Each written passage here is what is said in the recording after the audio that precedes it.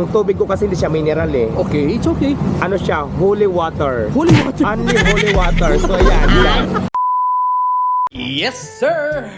Ngayong araw, bigla tayong napasugod papunta sa pinaka-trending na overload Pares dito sa Pasay. Ang Diwata Pares Overload. Malapit lang sa bahay. Subukan na rin natin. Caveat lang po o paalala, no? Warning.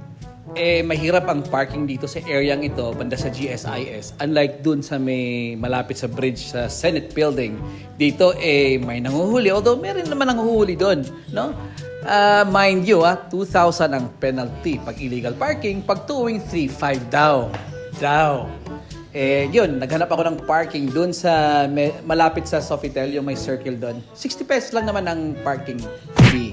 Although ang kakainin natin is worth 100. Pero sulit na sulit po.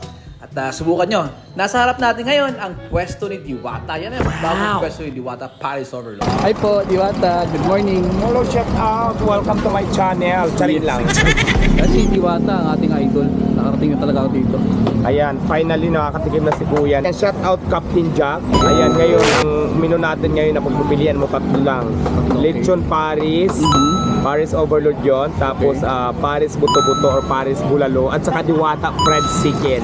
Lahat yan naka-only rice at may free soft drinks. Ayan. At only, ang tubig ko kasi hindi siya mineral eh. Okay, it's okay. Ano siya? Holy water. Holy water. Only holy water. So ayan. Sige, picture muna tayo. Wait. Picture muna. Yes, sir! Ang siste, pipila ka lang. At sa panahon ito, wala masyadong pila. So, ito lang. Nakakatakam talaga. Tingnan niyo yung baboy. Napakarami. Diba? Puro karne. So, nandyan lahat. At ito, magbabayad ka. Saka bibigyan ng cup of lechon Pares kawali. After that, pipila ka naman sa sabaw. Tingnan nyo ang kaldero, ang lalaki. Hindi ko lang tinanong kung ilan ang nauubos nila.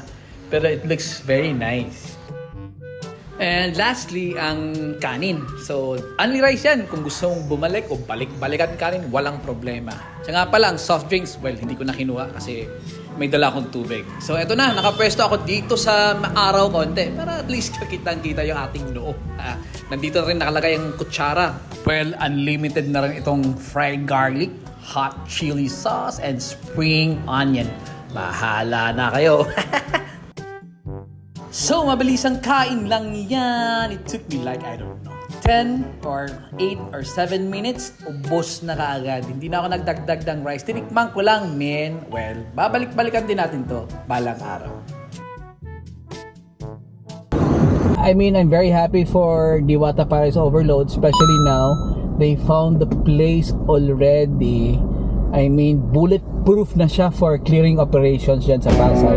I'm pretty sure wala nang mangyayaring ganun kasi nasa parking area na. Yan, Diwata, big shoutout sa'yo. Maraming salamat kanina sa accommodation, And I'm very happy. I'm very proud of you. Keep up the good work and inspire more people. Ciao.